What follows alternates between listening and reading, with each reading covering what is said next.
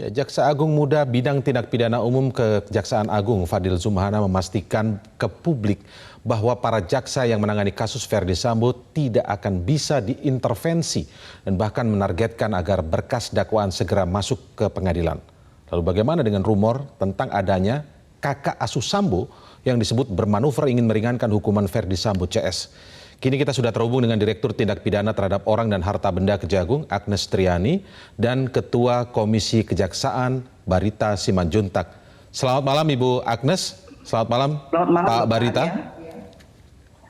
Baik, kita menunggu bergabungnya Pak Barita Simanjuntak. Baik, Bu Agnes, kita tadi mendengar pernyataan dari Jampidum, Pak Fadil Zumhana yang mengatakan bahwa jaksa yang menangani kasus Verdi Sambo ini tidak memerlukan safe house. Ini adalah masukan dari Komisi Kejaksaan sebenarnya. Alasan yang kemudian memastikan bahwa para jaksa ini tidak perlu lagi safe house apa, Bu? Karena kami menjamin integritas dan loyalitas dalam menangani perkara Sambo, sehingga kami tidak perlu adanya safe house bagi jasa-jasa kami. Karena apa? Karena perkara yang di Jampidum ini tidak hanya perkara Sambo saja, tetapi banyak perkara lain yang mesti kami selesaikan. Kalau seandainya dimasukkan ke safe house, jadi pekerjaan yang lain mungkin akan terkendala dengan adanya safe house tersebut. Itu jawaban saya, Pak. Oh, justru dengan adanya safe house bisa terkendala, Bu? Pekerjaan kami sangat banyak, Pak, di sini, di Orda.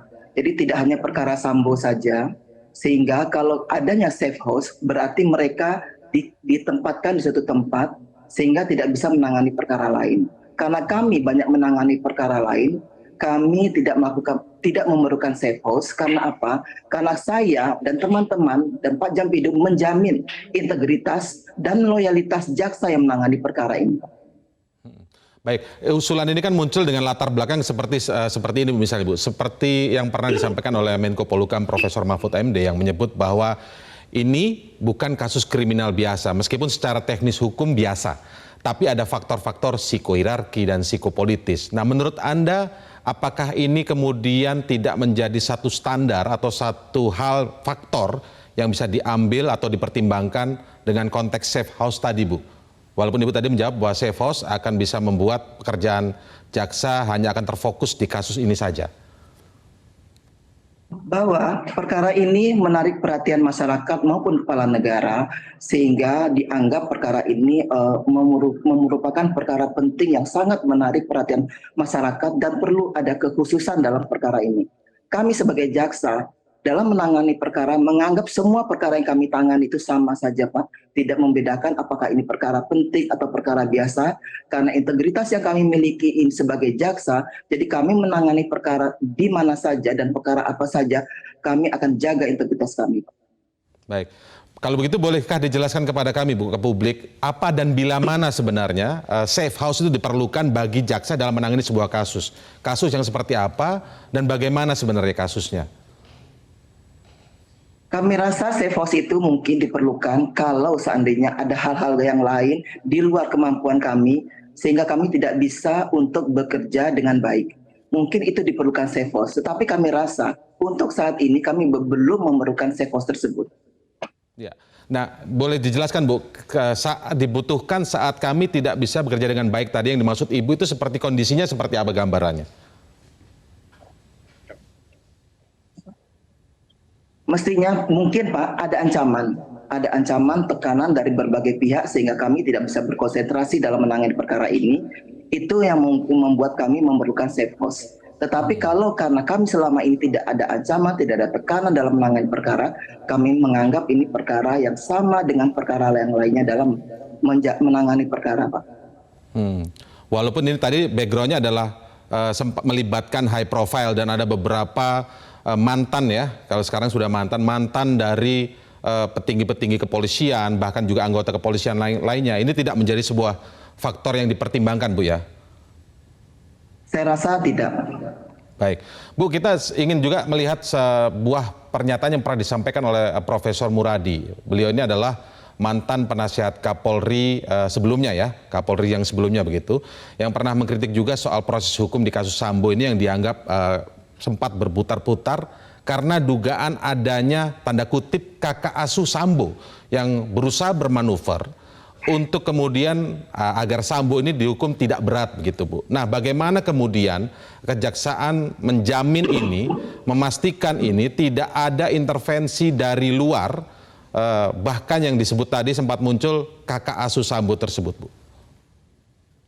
Kami menangani dan memeriksa perkara ini berdasarkan berkas perkara yang diterima dari penyidik dan tidak berasumsi dari hal-hal yang di luar itu. Itu merupakan wawasan bagi kami bahwa ini ada suatu penanganan perkara yang mungkin ada anak asuh atau bagaimana, tetapi kami tidak akan terpengaruh dengan itu karena apa? Kami profesional dalam menangani perkara, kemudian berkas perkara yang akan kami sidangkan itu adalah berdasarkan fakta yang ada dalam berkas, Pak. Baik.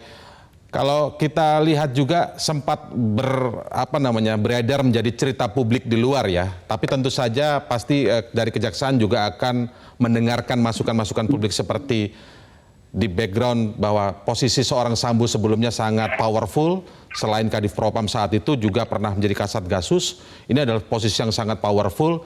Bahkan kemudian ada yang mencoba mengaitkannya dengan istilahnya konsorsium judi begitu Bu. Nah, bagaimana kemudian kejaksaan cukup percaya diri untuk kami tidak akan peduli dan tidak akan tetap bisa diintervensi oleh siapapun bahkan? Apakah ini juga menjadi salah satu yang kemudian dipertimbangkan secara matang, Ibu? Perlu diketahui bahwa berkas perkara atau perkara yang akan kami sidangkan ini hanya perkara pembunuhan berencana atau pembunuhan bersama-sama yang dilakukan oleh 5 orang. Jadi apapun perkara di luar itu kami tidak menangani. Jadi yang kami fokus terhadap perkara yang yang didakwakan, yang disangkakan oleh penyidik kepada kami.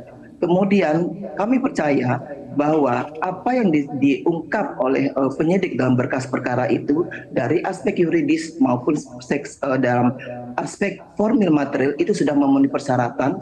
Makanya kami mengatakan bahwa perkara ini lengkap dan layak untuk di P21 dan segera dilimpahkan ke pengadilan.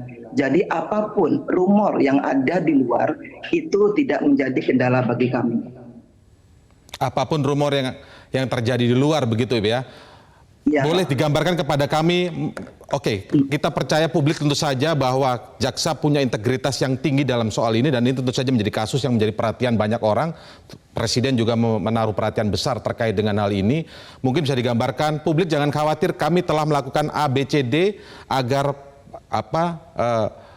melindungi jaksa atau menjaga integritas para jaksa ini akan menjadi sebuah jaminan yang baik begitu Bu. Dalam menangani perkara Sambo ini Pak, sejak awal kami tidak terpengaruh oleh intervensi dari pihak-pihak lain dalam pelaksanaan penanganan perkara dalam meneliti berkas perkara. Selanjutnya kami juga tidak terpengaruh ada intervensi dari pihak manapun. Oleh karena kami fokus kepada berkas yang diserahkan oleh penyidik, kemudian yang kami nyatakan kemudian lengkap dan siap akan kami limpahkan. Jadi apapun rumor atau isu yang beredar di luar itu merupakan suatu bagian daripada wawasan kami dalam menangani perkara ini. Ya, Jampidum memastikan sekali lagi bahwa kejaksaan tidak akan bisa diintervensi oleh siapapun dalam menangani kasus Sambo ini. Kita masih bersama dengan Ibu Agnes Triani, Direktur Tindak Pidana Terhadap Orang dan Harta Benda Kejaksaan Agung. Bu Agnes, terima kasih masih bersama kami. Saya ingin sekali lagi tadi menggali tentang pernyataan Jampidum ya, yang menyebut bahwa ingin melibatkan KPK untuk ikut mengawasi penanganan kasus Sambo ini ketika prosesnya ada di kejaksaan. Ini luar biasa sekali pernyataan ini.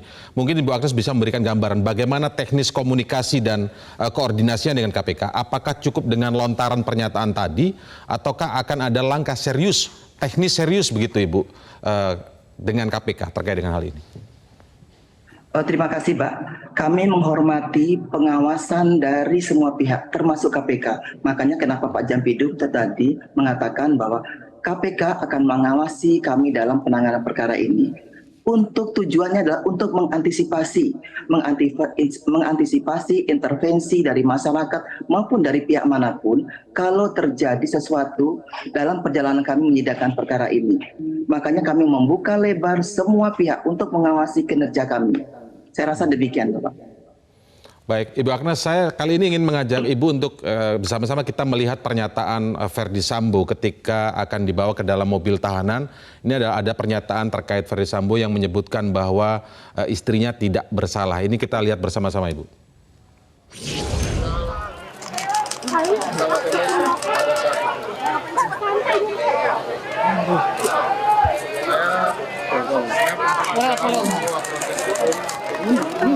Istri saya mundur. Tidak melakukan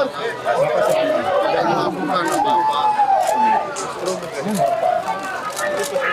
Saya menyampaikan permohonan maaf kepada pihak-pihak yang sudah terdampak atas perbuatan saya.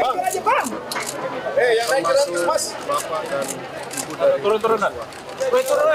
Ya, Pak. Makasih, Pak. Ya, ini publik kemudian mendapatkan lagi narasi begitu, Bu, bahwa tadi pernyataan dari Verdi Sambo ada yang jelas juga menyatakan istrinya tidak bersalah, justru korban. Itu kan ada pernyataan yang seperti itu disampaikan Verdi Sambo, Bu. Ini maksudnya kita ingin masyarakat awam ketika melihatnya disebut oleh LPSK, kemudian bahkan Komnas HAM menyatakan laporan dugaan pelecehan itu janggal, bahkan menurut LPSK soal pelecehan itu unik sekali karena PC atau Putri Candrawati ini adalah pelapor yang tidak antusias ketika justru dimintai keterangan. Sebagai pelapor ke LPSK biasanya dia antusias memberikan keterangan begitu, Bu. Nah, ini menarik ketika kemudian ada narasi yang terus berkembang seperti ini, maka tantangan bagi kejaksaan dalam konteks pelecehan ini akan seperti apa, Bu, menjawabnya, Bu?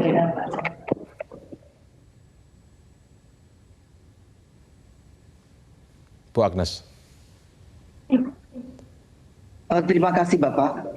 Itu pernyataan sepihak daripada Verdi Sambo. Kami sebagai jaksa penuntut umum menganggap bahwa ada keterlibatan PC dalam perkara ini. Oleh karena kami untuk menyidangkan itu berpegang kepada alat bukti.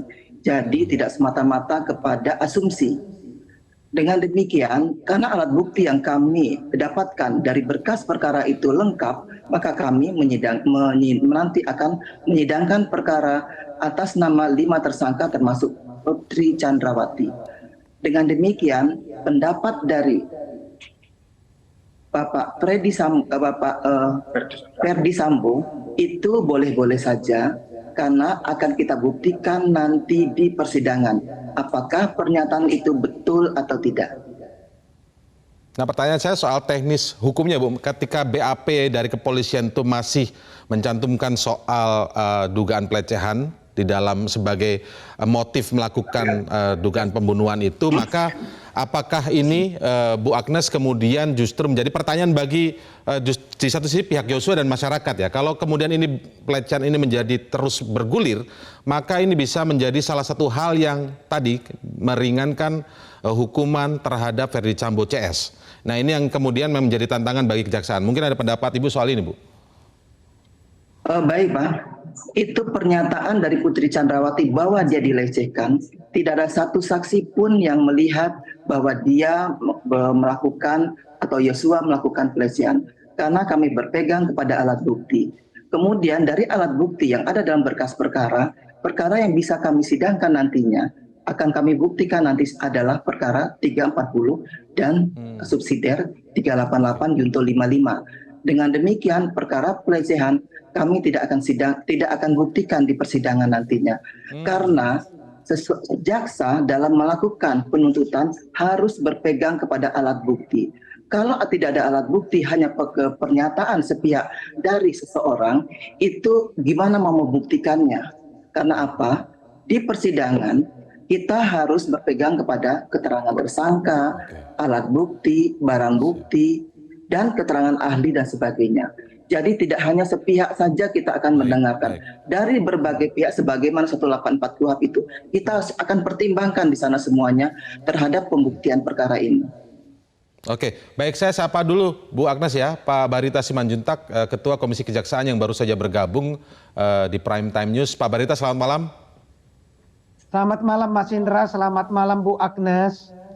Pak Barita, kalau saya ingin merefresh dulu, Pak Barita, kita pernah berdiskusi Pak Barita soal isu safe house dan lain sebagainya. Ini adalah sebuah masukan dari Komisi Kejaksaan. Pak Barita, sekarang sudah ada jawabannya Pak dari Jampidum tadi bahwa jaksa untuk kasus ini tidak memerlukan safe house dan meyakinkan bahwa jaksa tidak akan bisa diintervensi oleh siapapun dalam kasus yang meskipun disebut secara teknis hukum muda tapi high profile ini. Tanggapan dari Anda seperti apa Pak sebagai masukan yang kemudian tidak diambil begitu oleh Kejaksaan Agung?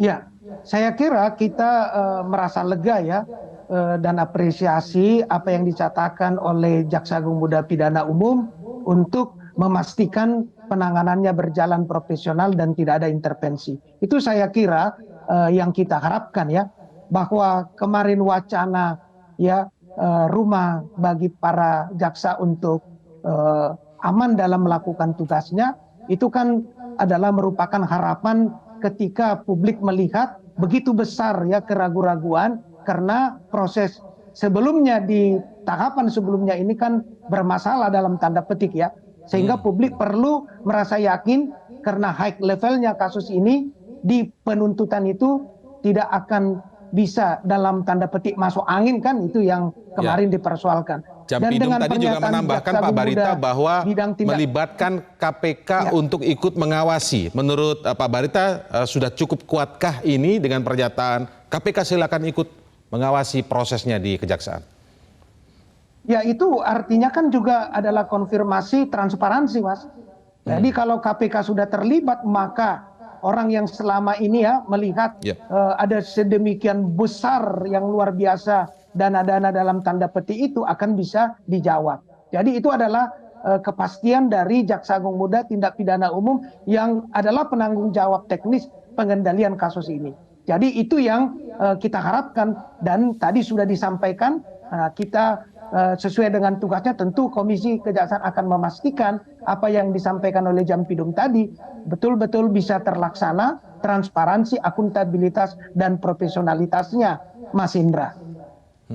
Oke, baik, saya kembali ke Bu Agnes. Bu Agnes, kalau menyimak dari pernyataan salah satu kuasa hukum almarhum Joshua ya, salah satu indikasi bahwa proses hukum ini tidak terintervensi sampai ke pengadilan nanti adalah tidak bergesernya pasal pembunuhan berencana, pasal 340 subsidi dari 338, Junto pasal 55 dan 56. Dia dari sisi sudut pandang kuasa hukum, kalau itu bergeser sedikit saja maka di situ ada intervensi. Pendapat Anda seperti apa, Bu? Kami berpegang kepada alat bukti, Bapak.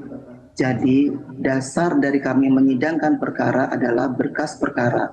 Berkas perkara yang disampaikan kepada kami adalah pasal 340, 338, Junto 55. Walaupun di berkas perkara awal itu adalah 56, namun di akhir, di resume dari berkas perkara, ternyata penyidik beranggapan bahwa yang bisa kami bahwa pasal 56 itu tidak bisa dibuktikan, tidak terpenuhi unsur-unsurnya.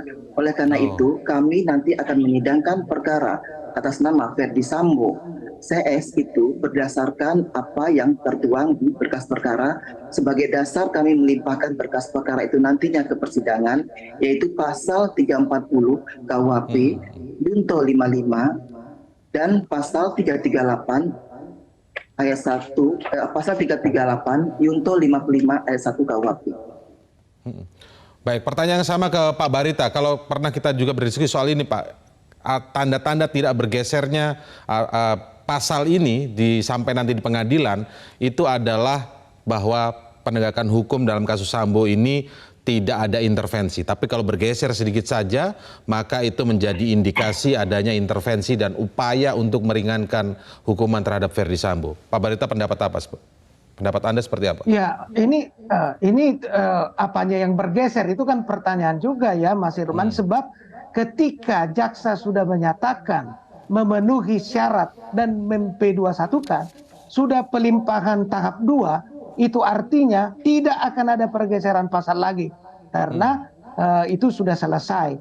Pelimpahannya yang sekarang sedang akan berjalan hari Senin. Jadi artinya kekhawatiran itu menurut saya tidak berdasar juga ya. Tidak mungkin ada pergeseran pasal di luar yang sudah dinyatakan lengkap, sudah di P21-kan, dan sudah pelimpahan tahap 2. Itu yang pertama. Yang kedua, kinerja seorang jaksa itu diukur apabila dakwaannya terbukti secara sah dan meyakinkan oleh majelis hakim. Jangan kita lupa itu, Mas. Jadi, jaksa juga akan bersungguh-sungguh untuk membuktikan dakwaannya. Dia sudah mempersiapkan peluru, mempersiapkan argumentasi. Makanya kemarin ada pengembalian, sebenarnya itu untuk memberi dasar keyakinan bagi jaksa firm menuntut. Sehingga tidak ada keraguan-raguan. Kalau jaksa masih ragu-ragu menuntut, berkas perkara itu nggak akan lengkap dan akan selalu dikembalikan. Tapi ketika dia sudah P21 memenuhi syarat formal material, artinya jaksa bertanggung jawab dan akan bekerja keras membuktikan dakwaannya apapun alasan dari terdakwa atau penasehat hukum. Begitu Mas Indra dalam sistem yang diatur oleh pihak kita.